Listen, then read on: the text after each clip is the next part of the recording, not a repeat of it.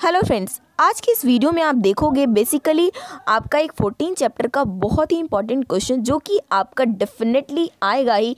या तो क्वेश्चन आपका लेस देन उजाइब का आएगा या फिर मोर देन का आएगा, बट डेफिनेटली आपका ये क्वेश्चन ज़रूर आएगा।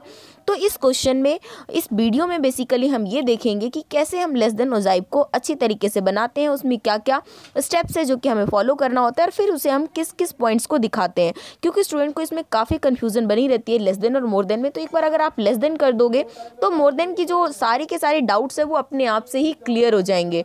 तो आपके पास ये हमारा टेबल दिया हुआ है कि एक मार्क्स का है जिसमें हमारे पास 0 to 4, 4 to 8 मतलब 4 का डिफरेंस चल रहा है और यहाँ पर नंबर ऑफ स्टूडेंट है जो कि फ्रीक्वेंसी है सारी की सारी, ये सारी गिवन है। तो आपको अगर पहले मैं बात बता दूँ कि जब भी आप उजाई बनाते हो तो आपको फ्रीक्वेंसी नहीं, क्यूमुलेटिव फ्रीक्वेंसी चाहिए होती है।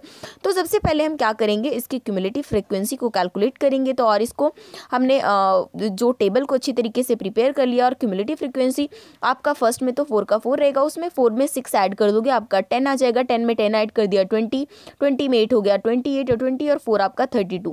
इस बात का ध्यान रहे कि जो आपका क्यूमुलेटिव फ्रीक्वेंसी लास्ट आएगा और जो इस फ्रीक्वेंसी का सम होगा वो ऑलवेज इक्वल होना चाहिए। अगर ऑलवेज इक्वल नहीं है तो इट मीन्स आपने कुछ ना कुछ प्रॉब्लम करी है। तो सो आप दैट आपको दोबारा से चेक कर लेना चाहिए, क्योंकि एग्जाम में बहुत ज़्यादा ये इंपॉर्टेंट रोल प्ले करेगा कि आप कितनी एक्यूरेसी के साथ एग्ज़ाम में क्वेश्चन कर रहे हो।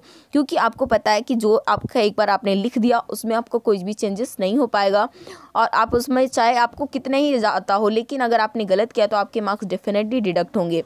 तो यहाँ पर देखिए कि अगर हम लेस देन उजाइब को बनाते हैं so be consider upper class limit. अगर हम लेस देन बनाते हैं तो हम कंसीडर करते हैं अपर क्लास लिमिट को, और वहीं अगर हम मोर देन को बनाते हैं तो हम कंसीडर करते हैं लोअर क्लास लिमिट को। ये सबसे ज़्यादा आपको इंपॉर्टेंट बात है जो कि आपको ध्यान देने के लिए है कि दैट इज, देखिए यहाँ से 0 से 4 है तो 0 to 4 है ना, तो यहाँ पर क्या मानेंगे कि less than 4, this is less than 8, less than 12, less than 16। वही अगर मोर देन होता तो हमारा क्या हो जाता, मोर देन 0, मोर देन 4।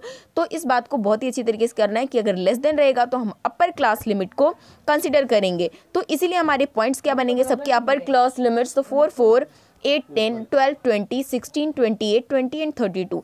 अब इन सारे पॉइंट्स को हमें क्या करना है, ग्राफ पे आपको शो कर देना है। वैसे आपको एग्जाम में ग्राफ मिलेगा तो उसमें आपको कोई प्रॉब्लम नहीं आएगी। उस तरीके से आप एक्स एक्सिस पे आप वो दिखा दोगे जो आपको फर्स्ट टैबुलर फॉर्म में दिया, और जो आपको क्यूमुलेटिव फ्रीक्वेंसी वो हमेशा आप वाई एक्सिस पे शो करोगे, और उसके बाद पर्टिकुलर पॉइंट्स को आप इस तरीके से शो कर दोगे।